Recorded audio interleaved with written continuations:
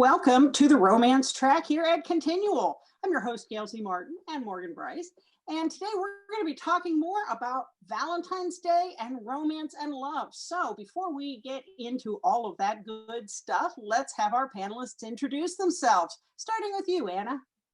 Hi, I'm Anna Sugden. I write hockey romances for Harlequin and Entangled Publishing. And as you can probably hear from my voice, I'm from Cambridge in the UK. And Kait. I'm Kait Ballenger. I write sexy paranormal romance for Sourcebooks Casablanca, and readers probably best know me for my Cowboy Wolf series, so I'm known as the Seven Range Shifters. Gerri.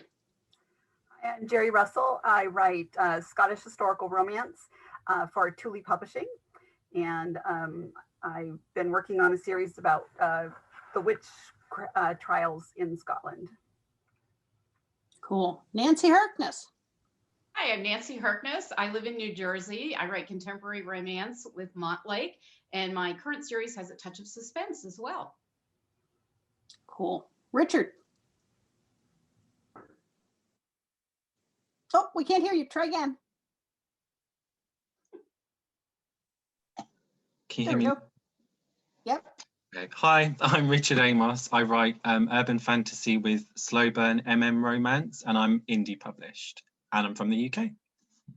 Very nice. And Nancy Northcott.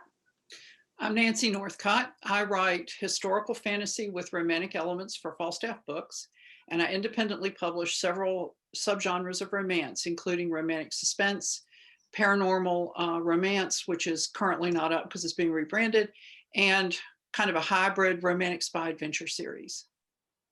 Very nice. And I'm Gail Z and Morgan Brice. As Gail, I write fantasy steampunk, and Morgan, I write urban fantasy, male paranormal romance. So let's get right to the big day. Does anyone here have a Valentine's Day themed story? Anybody with Valentine's? No. Wow. I have some short stories, freebie short stories that are associated with my New Jersey Ice Cats hockey romance series. And they will be on my website. Actually, I'm giving them away free, but you can also get them in my short story anthology. So yeah, I do have a couple of Valentine's themed ones. I have a short story that is in my Badlands series that's free on Prolific Works, and it brings together two pining World War II era ghosts. Aw. Yeah, aw. So what's the deal? Bunch of romance authors here. Nobody's writing about Valentine's Day. What do you think about this day? Love it, hate it? And I'm just gonna let people jump in as long as you aren't stepping on each other. Just, take it and run. What do you love or hate about Valentine's Day? We stopped celebrating Valentine's Day on Valentine's Day in a big way when our son was small, because we couldn't get a sitter. I mean, get a sitter for Valentine's Day. Yeah, good luck with that. So we give each other a card. Most of the time I get flowers, which is nice. And then we go out for a really nice dinner about a week later when sitters were available. And then that just became our habit. So Valentine's Day didn't mean a whole big thing for us. And we just kind of drifted along in the grip of inertia and let it stay that way. We're very big on inertia here. Well, and the roses have got to be a lot cheaper a week later too, right? Yeah. Everything does. Well, I'm not a big fan of roses. I prefer gerbera daisies, so I do quite well out of Valentine's Day. But I think we kind of got fed up with the sort of the commercialism of it all, and the being forced to be romantic. We're much more of the being romantic as and when, rather than being told you have to be romantic on Valentine's Day. And I think for romance writers, I think that's what a lot of romance writers kind of feel, is this sort of, it's not just about one day. Mm-hmm. I agree. Yeah. Yeah. I'm with Nancy. I have small children, so I never celebrate on Valentine's Day. There's never a sitter available. So we always celebrate either slightly before or slightly after. So the day of doesn't mean much. But I enjoyed the celebration when we have it. But I think also fed up with Valentine's Day because of all the poorly written romance think pieces that come out around this time of year from people who have never read a romance novel in their life. So that kind of casts a poor shade over the holiday. Absolutely. Well, speaking of pouring shade over the holiday, some years ago when Borders still existed, they decided that they were going to celebrate Valentine's Day at the Borders here by having people read aloud from bad romances. Oh. And word of that got around, and the woman who was then president of our local RWA chapter had a word with Borders to the effect that, you know, romance is really good for your bottom line. And if word gets around that you are dissing romance on Valentine's Day, you can look at a lot of people going to Barnes and Noble instead. Oh, And they changed their minds about that. I mean, she just single-handedly went, no, we're not having that, and stepped in and changed it. I didn't mean to cut anybody off. I just wanted to pick that up while I thought about it. Good no, for that's a good her. point. Yeah, like Nancy said, you know, we're very practical people.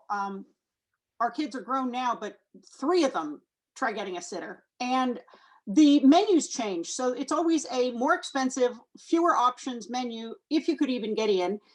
And so we're much more, okay, we'll eat when the menus go back to the normal selection and the normal price in a regular year when you can go do those things. And if you get the roses at Trader Joe's, you can also go, here's a bundle of roses, and they were really inexpensive. So you can feel good about the price and the roses. Twofer. What happens in established relationships? It's a whole different level of romance. I don't know if Richard will agree with me, but having lived on both sides of the Atlantic, Valentine's Day over here isn't quite as intense as it is over in the States. I mean, it has become more so in recent years. But, you know, when I was a kid, we didn't exchange Valentines, and there really wasn't very much. Rich is probably a lot younger than me, but we didn't exchange Valentines. It wasn't such a big deal. So it's only really recently that it's become the huge deal or more of a deal that it is in the US. Yeah, it wasn't like that when I was a kid either. It was it's only just, I mean, I've never ever done a Valentine's Day either, because like Anna said, it just feels too commercial. And it's like, why does it have to be one day? Like one day a year you tell someone you love them. It's just, I find it a bit strange, the whole concept. When the kids were little, it was always fun to let them pick out the little kid Valentines. It could be like superheroes or Disney princesses, or what was it going to be? And it was almost like picking a Halloween costume, you know, what was it going to be? And then you got the lollipops to go with them. And that was kind of fun. And then they outgrew it, and you know, well, that's over. Yeah, you see, we didn't do that. I mean, I went to school in the US as well for a couple of years, so I actually did do it. But over here, the kids don't have a Valentine for every child in the class. And actually, we didn't have Halloween and dressing up. We didn't do that either. Come to think of it. So none of that. We didn't have that. We don't have that background at all. Very different culture when it comes to stuff like that. And yet you have so much better chocolate. I mean, well, there is that. yeah. But then it's not just for Valentine's Day. This is true. So what is romantic to you? You know, if it's not Valentine's Day, if it can be any time, which, you know, hopefully we're not just stuck with one day a year to be romantic. What is romantic to you, or what isn't romantic? Anybody jump in and start the ball?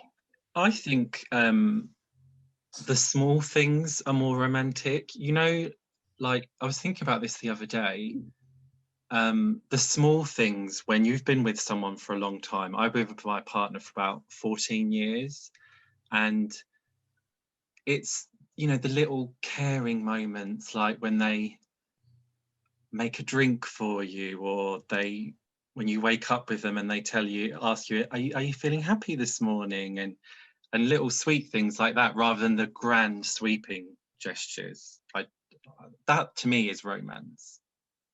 I also like the element of surprise. I think it's very romantic when your partner walks in the door with, like a single Gerber daisy for Anna for no reason whatsoever, except he was thinking of you when he saw it and it made him think of you. And I love that little, I wasn't expecting that moment. Mm.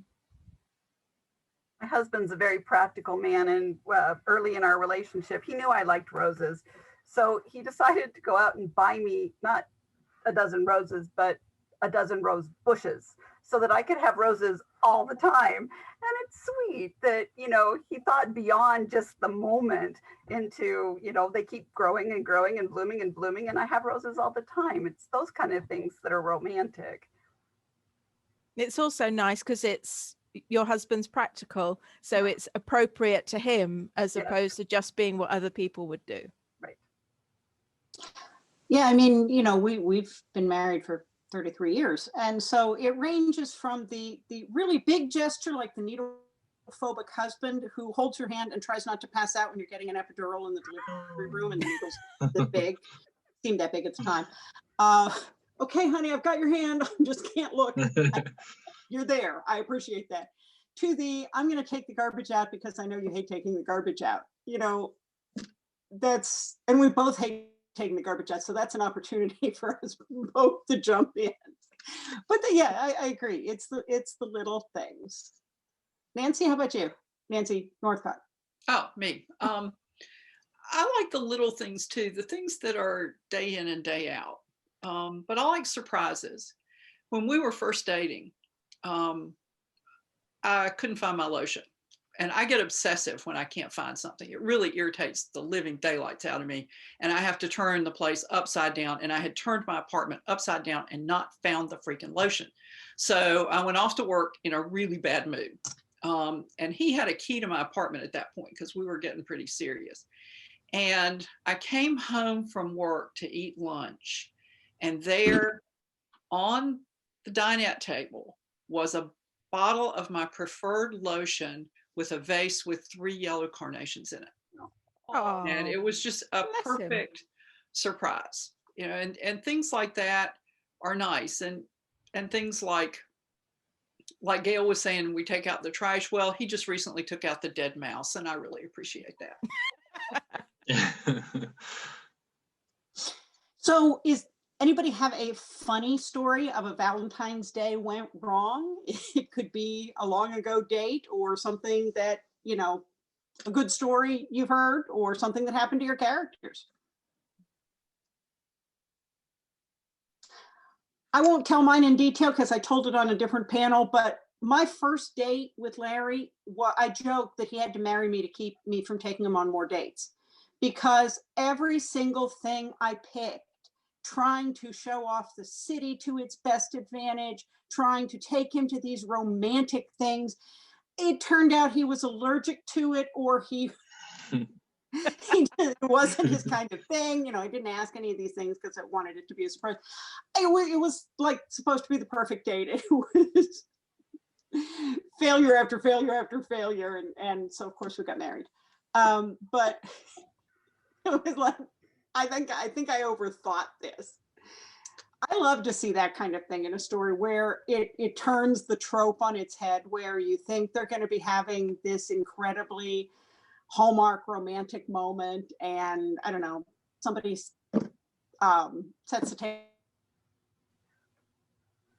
or turns on the smoke alarm or something, something that kind of throws it a whole different direction.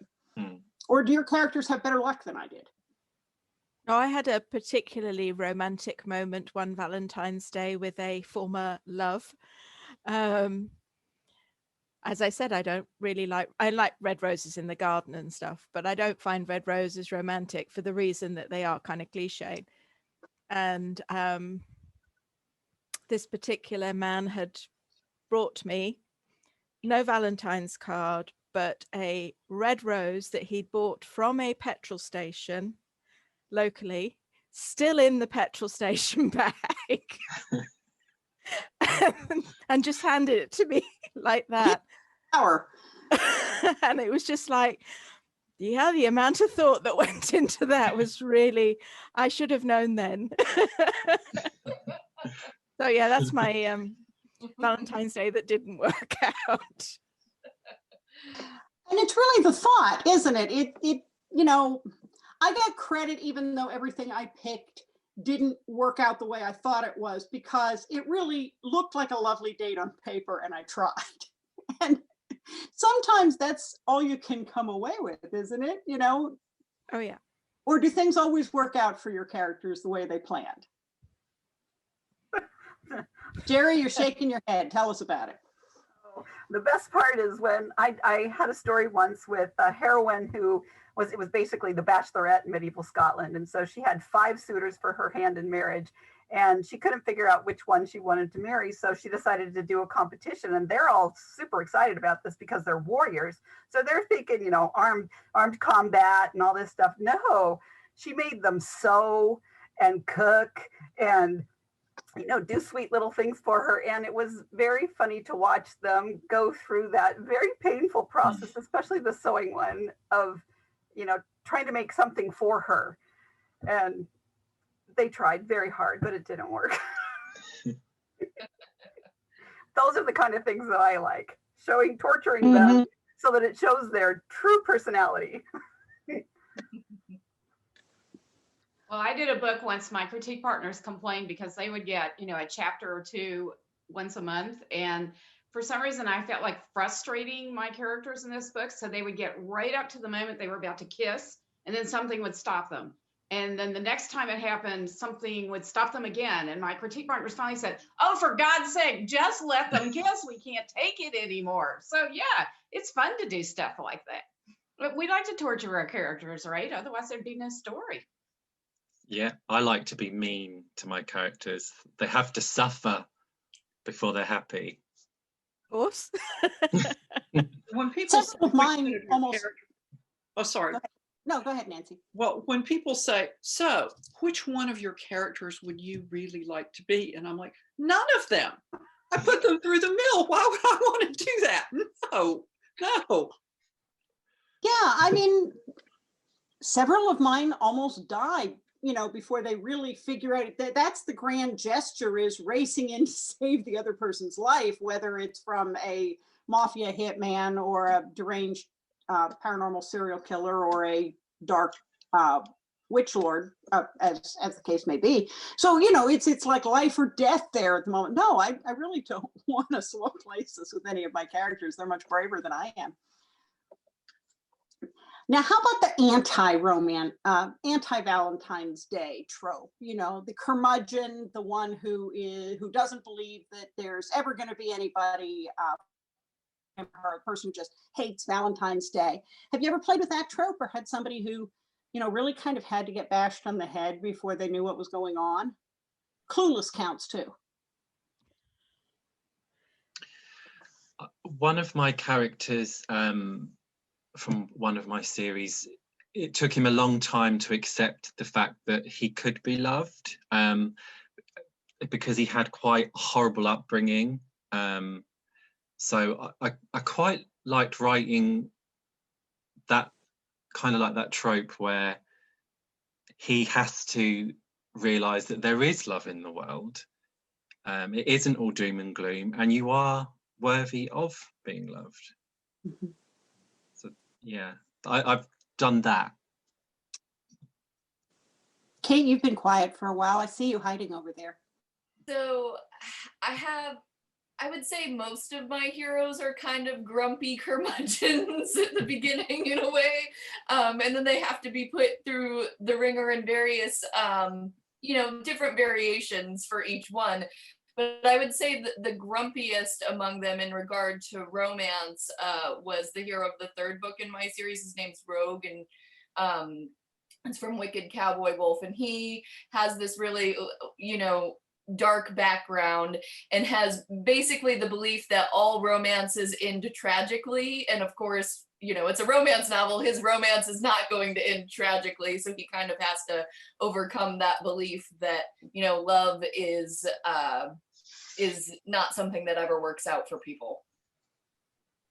Well, so this is a group of writers. I had one character, hero, Gavin Miller, who's a writer, and he has really severe writer's block. So tell me, would you be able to fall in love if you were suffering through really severe writer's block? What do you think? Doesn't that put you in a pretty bad mood, right? Put him in a really bad mood.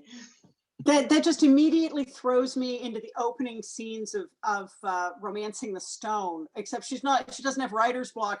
She's writing she's sobbing and tearing the pages through the type. That is such a wonderful opening. All those tissues. Yes. All those tissues. Well, I have a hero who is under a blood curse because an ancestor did something really, really bad. And so he cursed his whole bloodline until they atoned for it. So he intended to be the last one. So when the heroine crosses his horizon and he starts to develop feelings for her, it was a real struggle for him. And I think in general, in romance, that struggle is what makes the story worth it. It is the story. And a lot of people who don't read romance think that any book that's got a little bit of romance in it, or that has, God save us, a sex scene in it, well, that's a romance, and really it's not, because as we all understand, the spine of a romance novel is the romantic struggle of the characters. In this particular book that I'm talking about, the romance is a subplot. It's a strong romantic elements book because it's a historical fantasy, but that's his conflict. And so I think if you write a romantic arc where nobody struggles at all, it can still be interesting, but it can't be the main story, because we're all in it to see the train go from no chance at all to happily ever after station, to be a little corny about it. Mm-hmm. Oh yeah, and I think that if the characters, even if they fundamentally believe in the possibility of love and finding that happily ever after, I think oftentimes in a romance novel, there's something about themselves that they have deemed fundamentally unlovable that they have to learn to overcome, and that I can love myself and love someone else and everything's all right. Yeah, so far I haven't written characters who are young enough for this to be a first love. So everybody comes to it with baggage and some sort of bad relationship, or since I write male, a number of my characters were not welcomed by their family after they came out. So they're carrying around a lot of baggage. And you're right, Kate, that learning that you're lovable is kind of important before you can let somebody else love you or accept that they love you. And that's always a big part of it too, especially if you've been hurt before, because it's scary to try again. Oh yeah, and a lot of tension is created in romance novels, I think, by that fear of, if I allow myself this happiness, this thing that I want, what happens? What are the consequences? Will I ultimately find out that I really am unlovable, right? Gerri, you've been quiet, so I have to come looking for you. Well, I just think that, yeah, we all write kind of the same thing, but even in the real world, people feel that they're not lovable. I mean, look at all the online dating that even during plagues, it's continuing to happen. But, we all have our shields that we put up, things that we try to hide.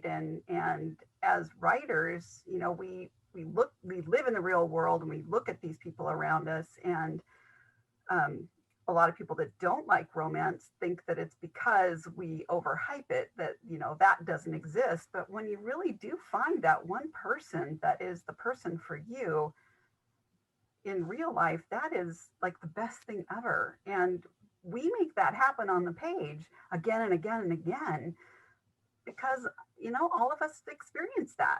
All of us have that in our lives. We know it's true. So, we're all advocates of relationships, whatever those relationships are. Yes. I read a statistic a while ago, and I don't know if it still holds, but I kind of like it. I hope it does. It said that more marriages have resulted from people playing World of Warcraft together than from Match.com. And I can believe this because, until you've really gone looting and pillaging with someone, you don't really know them. The person who leaves you to fight all the orcs while they scamper away and grab all the gold, I mean, that's a bad sign. So I just read that, and having, played role-playing games myself, yeah, I can see that. Yeah, you'd really get to know a person doing that. I love You that. would. In a Try going to similar a hockey vein, game with them. This is true. Are they fighting with you or beside you? in a similar vein, my husband, when we were dating, refused to ever play Monopoly with me because he said that I would not marry him if I played Monopoly with him because he was so vicious.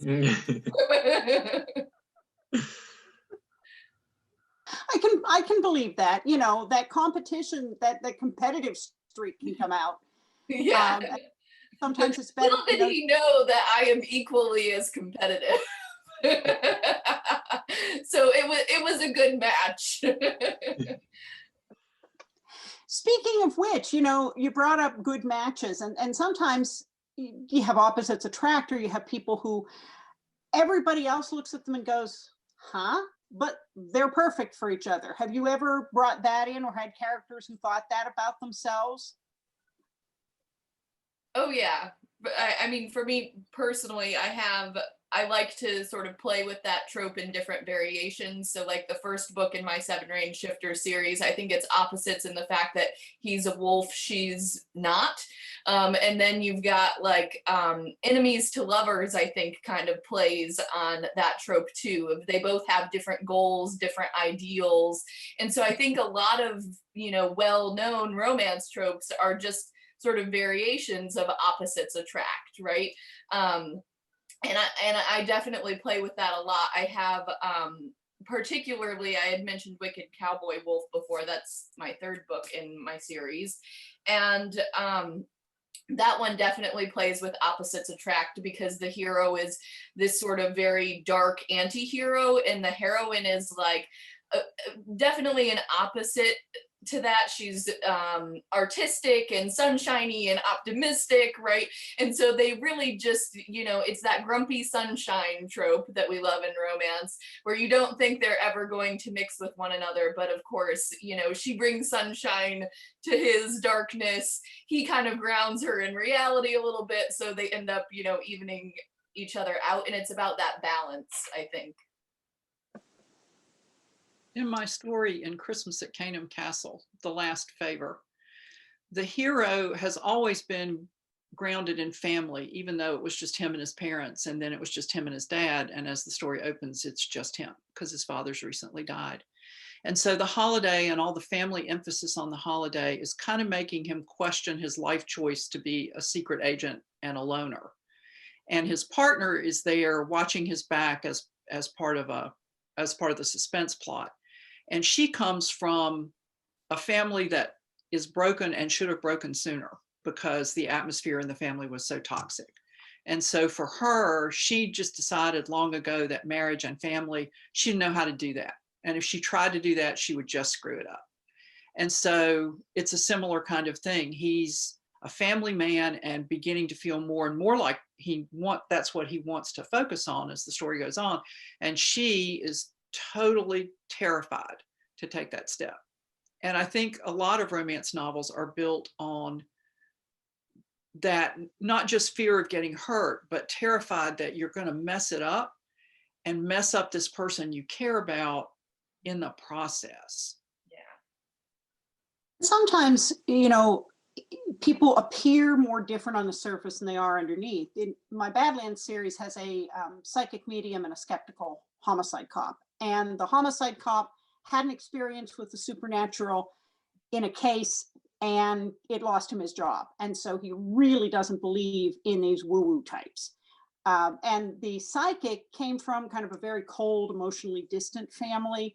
And so, he lost his last job and he lost his lover. Now he's starting over. And so they really start not trusting each other and working toward that trust. And with Vic coming to realize that the woo-woo stuff is actually real in some cases.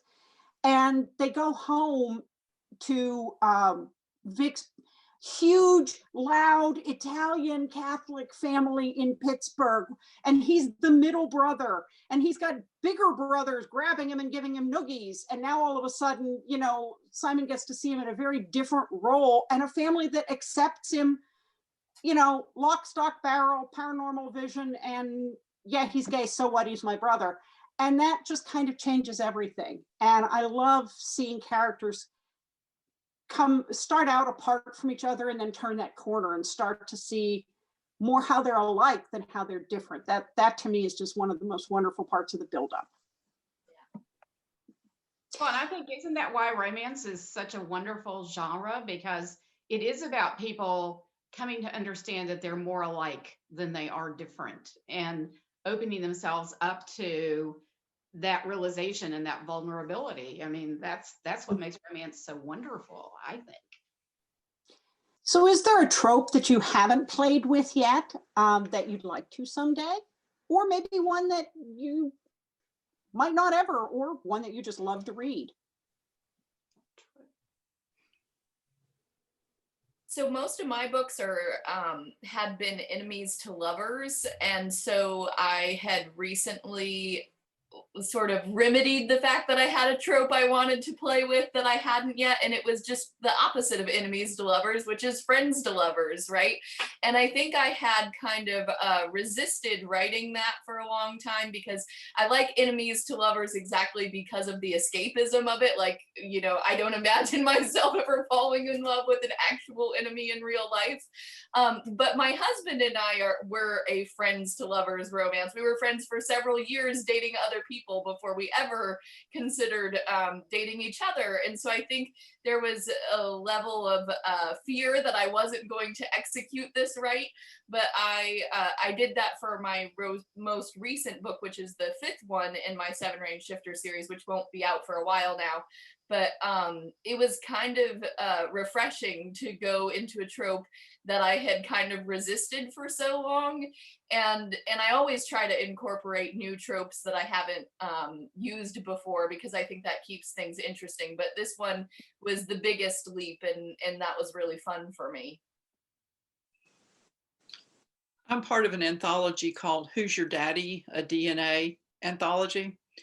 And I was looking at my story, even though a DNA test is involved, because every story in the anthology had to have that. I was looking at it as a kind of second chance at love, friends to lovers story. And the heroine is raising her sister's daughter, who, unbeknownst to either of them at the beginning of the story, is the hero's child, and unbeknownst to him as well. Now, I've always had a problem with the secret baby story, because I mean, to me, you have to have a lot of justification for keeping a baby secret.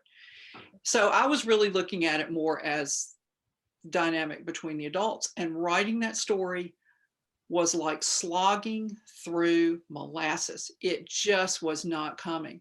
And I couldn't figure out why. And all of a sudden, like the literal bolt from the blue, it hit me. And so I called one of my brainstorming group and went, I figured out why I'm having so much story with this. It's a secret. I mean, so much trouble with it. It's a secret baby story. And she's like, and? Because apparently everyone but me had noticed that the focus of the story needed to be the secret baby trope. So we got on the phone and worked out the circumstances surrounding why this child's parentage was unknown to everybody in her life, because her mother had died when she was an infant and hadn't told anybody. And so after that, the story clicked right along. But I was struggling with a trope that makes me uncomfortable, and didn't even have the sense to realize that this needed to be the center of the story, probably because it makes me uncomfortable. So that's the only time I've done that trope, and I probably won't do it again, because I think for me, there's a limited set of circumstances where that works. Anybody ever done a soulmates or a fated mates or a one true pairing kind of thing? I did that years ago and regretted it. Because I think, well, this was for my first novel, which was with Harlequin, and it was called Twilight Hunter. They chose the title, not me. I did not like that title. The rights have since reverted on this series, so I'm allowed to say these things now. But I'm planning on re-releasing those books, and I'm kind of going back to them and reworking them at the moment. And I did the fated mate sort of trope in that one. And he's a werewolf hunter who is also part werewolf, and she is a female pack master. And I had them, fated to be together. And, I think I enjoyed writing it at the time, but just coming back to that trope years later, I don't really like the fated mates trope, despite being a paranormal author. I want them to work for their romance a little harder. So I did write it, but then regretted it now. I've done both fated mate and soulmate, with the caveat that you don't have to accept that if you don't want it. Just because fate serves that up to you, you can say no. And so they still have to struggle. It's not like, oh my gosh, my eyes are opened and you're the one for me. It's like, oh crap, that's what I get. And so they have to work toward it. It's not an automatic. But that's a little easier sometimes also when you're dealing with shifters and some of those where it goes a little more with the overall community. Although, well, folks, in a way, oh, go ahead.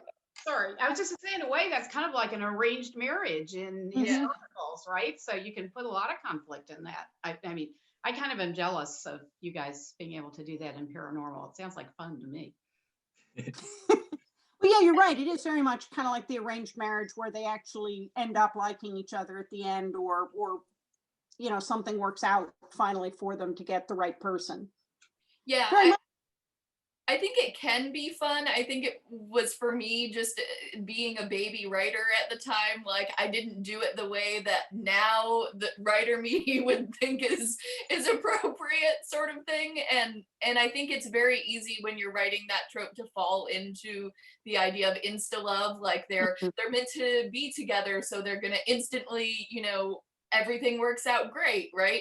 But like Gail was saying, when you make it more of a struggle, or I'm going to resist this, I think that makes it a little bit more interesting. One of my favorite authors who does that is Nalini Singh. Oh yeah. Sisters, because they're, they have the mating bond that falls into place whether they really want it to or not. And more often than not, they're really not happy about it.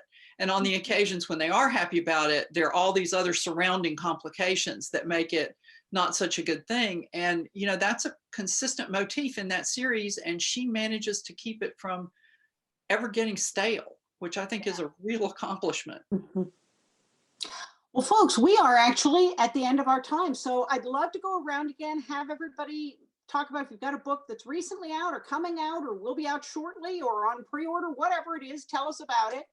And where to find you on social media. So I'm going to start with Nancy Northcott and go around backwards this time. All righty.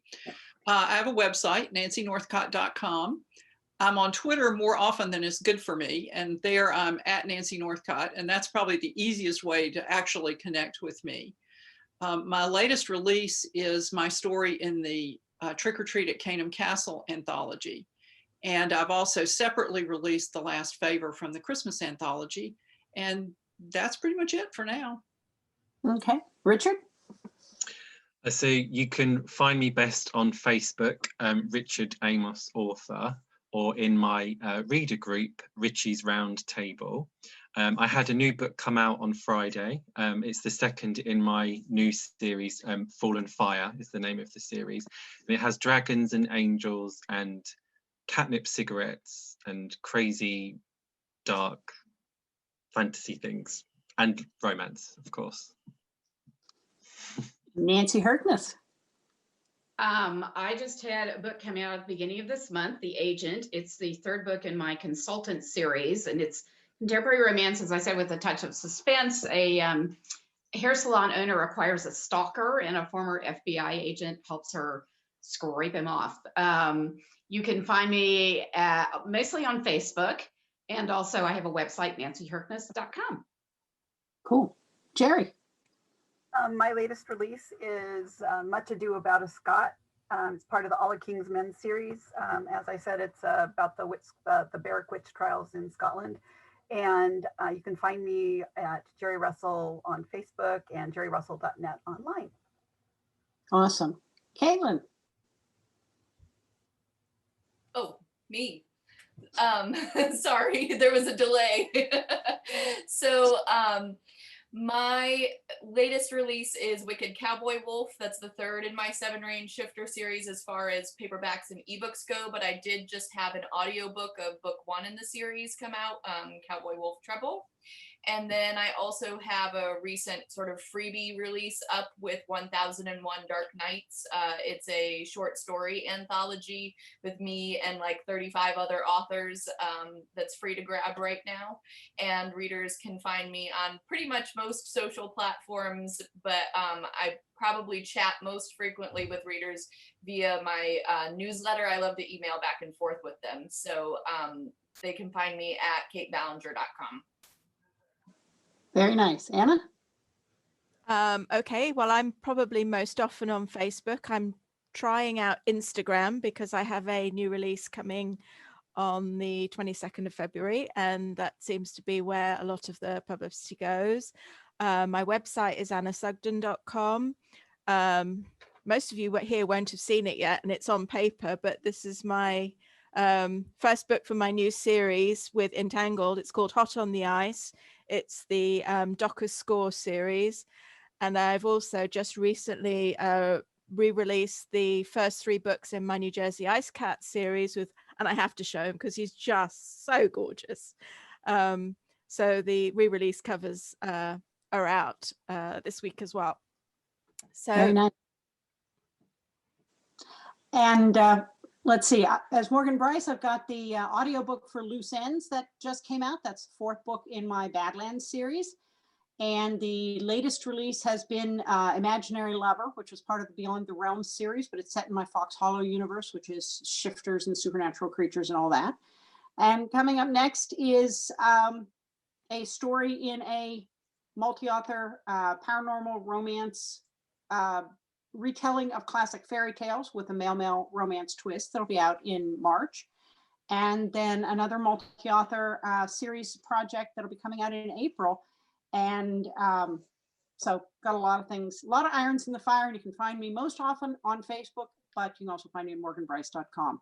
Folks, thank you so much for being with us today and talking about romance and Valentine's Day and falling in love and all that good stuff. And thank you for watching and listening here at Continual. Stay tuned. We have a lot more romance coming your way. See you online.